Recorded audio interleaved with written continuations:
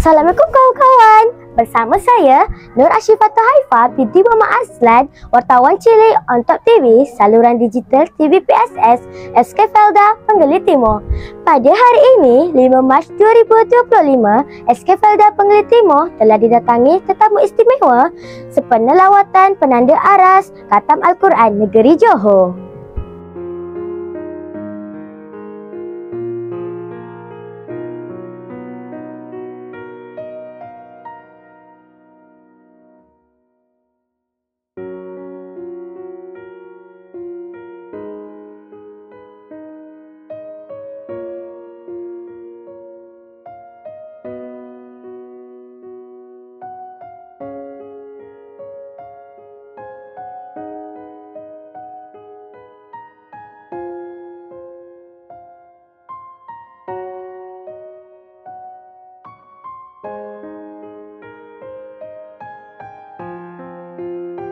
Assalamualaikum Tuan. Boleh ceritakan sedikit tentang biodata diri Tuan? Waalaikumsalam warahmatullahi wabarakatuh. Saya Ahmad Handalas bin Syamsuddin dari bahagian pendidikan Islam di Cyberjaya, dan asal dari Besut Terengganu, tinggal di Selangor. Apakah pandangan Tuan terhadap pembentangan khatam yang dibentangkan sebentar tadi? Pembentangan tentang khatam Al-Quran yang dibentangkan tadi jelas dan datanya sangat lengkap, serta pentaksiran yang dinyatakan oleh Puan Guru Besar tadi menempatilah kehendak yang kita hendak bina menjadi murid yang cemerlang.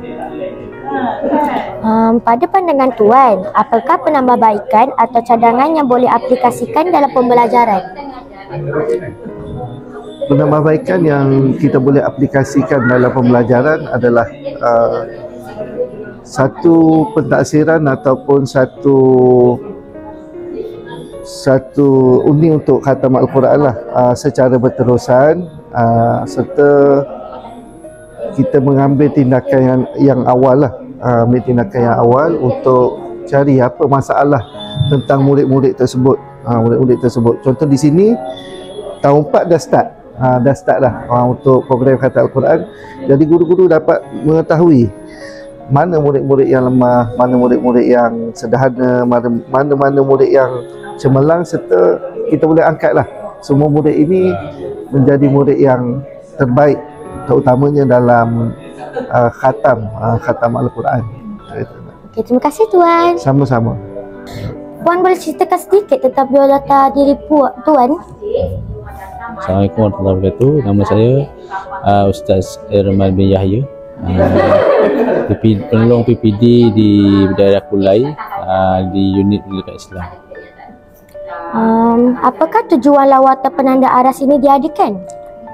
Mengikut data yang kami dapat, pada tahun 2023, 2024 sekolah awak ni mencapai pencapaian khatam yang merangsangkan itu 100% khatam mulai tahun 6. Jadi saya mencadangkan kepada pihak bahagian pendidikan Islam, Kementerian Pendidikan Malaysia dan juga Jabatan Pendidikan Negeri lain untuk datang ke sekolah awak untuk kita sama-sama kongsikan amalan terbaik berkaitan dengan khatam Quran tahun 6 sekolah. Apakah harapan Tuan sepanjang pelaksanaan program ini?